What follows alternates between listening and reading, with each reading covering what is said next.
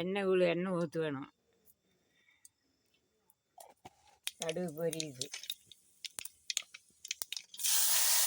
தக்காளி போட்டு கடைய வேணும்.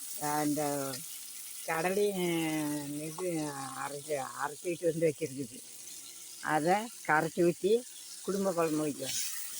நல்லா வணங்கிட்டு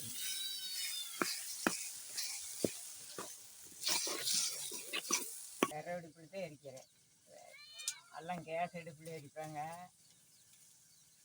நான் விறகு அடுப்பில் தான் எரிப்பேன். விறகு அடுப்பில் வச்சா நல்லா இருக்கும். விறகு முறிச்சு வைப்பேன்.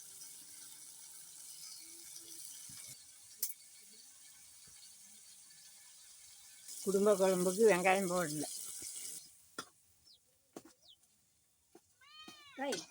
இதான் உப்பு போடுறேன்.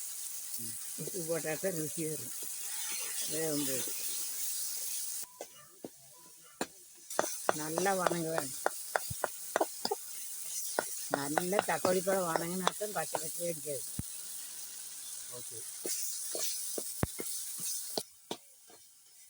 தக்காளி பழம் குழன்னு அப்படியே வெந்து போச்சு. இந்த மாதிரி கடலை ஊற்றுறேன். கடலை ஆட்டிக்கிட்டு வந்து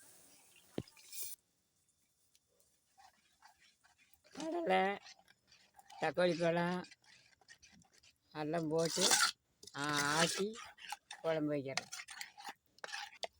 இதுக்கு ஏற்ற மாதிரி கொதி வந்தால் போதும், எடுத்துக்கலாம்.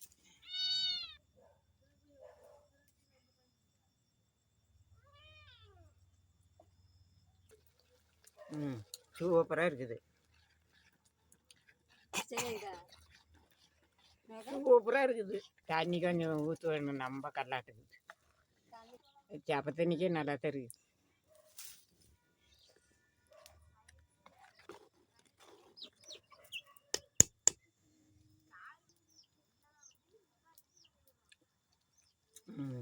சூப்பர் குடும்ப குழம்பு.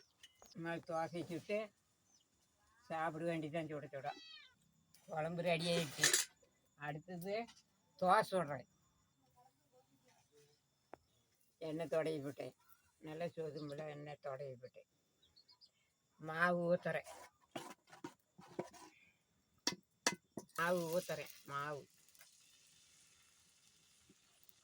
மாவு ஊற்றி தோசை சுடுறேன். தோசைக்கும் இந்த குடும்ப குழம்புக்கும் சூப்பராக இருக்குது. வாங்க, நீங்களும் சாப்பிட்லாம் வாங்க.